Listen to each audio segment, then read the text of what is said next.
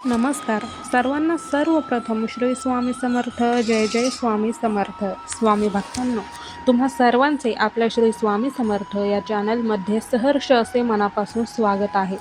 स्वामी भक्तांनो, आज आपण नशीब, प्रारब्ध आणि सद्गुरुकृपा म्हणजेच जीवनाचा खरा गूढ उलगडणारा दिव्य विचार पाहणार आहोत. आता पहा की आपण नेहमी म्हणतो की माझं नशीबच खराब आहे, त्याचं नशीब खूप चांगलं आहे. पण कधी थांबून विचार केलाय का की नशीब म्हणजे नेमकं काय?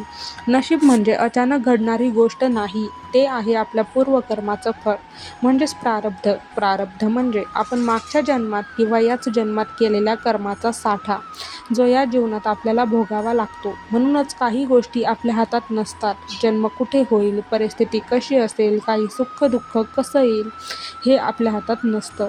हे सगळं प्रारब्धाने ठरलेलं असतं. मग प्रश्न उभा राहतो, मग आपण काहीच करू शकत नाही का? नशीब बदलू शकत नाही का?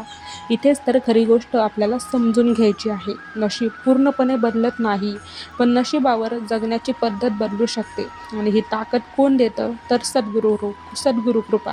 आता पहा, सद्गुरू म्हणजे कोण?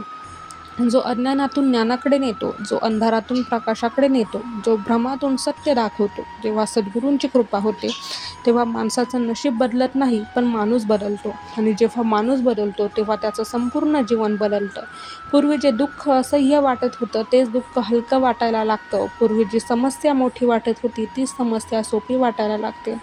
ही सद्गुरुकृपेची खरी ताकद आहे. प्रारब्ध असतं, संकट येणारच, दुःख येणारच, अपयश येणारच, पण सद्गुरुकृपा असेल तर दुःख सहन करण्याची शक्ती येते. संकटातून मार्ग दिसतो, अपयशातून शिकण्याची बुद्धी मिळते आणि मन कधीच खचत नाही. दत्तभक्त नेहमी सांगतात, दत्तनाम आणि सद्गुरुकृपा असेल तर कोणतंही संकट मोठं नाही. याचा अर्थ स्पष्ट आहे की नशिबावर रडू नका, प्रारब्धाला दोष देऊ नका.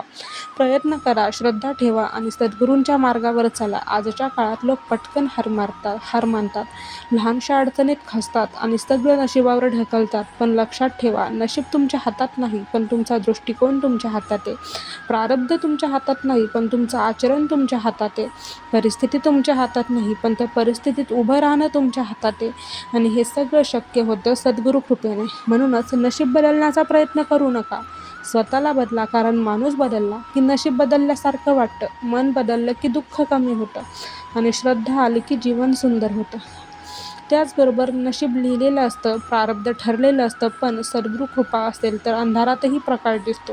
सद्गुरुकृपा असेल तर संकटातही मार्ग सापडतो. सद्गुरुकृपा असेल तर दुःखातही शांती मिळते. म्हणूनच आपल्याला सद्गुरुकृपा कशी मिळेल, सद्गुरुकृपा आपली कशी वाढेल याकडे लक्ष द्या, नशिबावर नाही. स्वामी भक्तांनो, आजचा हा स्वामी संदेश कसा वाटला ते नक्की सांगा. त्याचबरोबर तुमचेही असे काही प्रश्न असतील ज्यात तुम्हाला मार्ग सापडत नसेल किंवा ज्या प्रश्नाचं उत्तर हे मिळत नसेल, ते प्रश्न कमेंटमध्ये नक्की मांडा. चला तर मग भेटूयात पुन्हा एकदा अशाच व्हिडिओमध्ये. तोपर्यंत सर्वांना श्री स्वामी समर्थ. जय जय स्वामी समर्थ. धन्यवाद.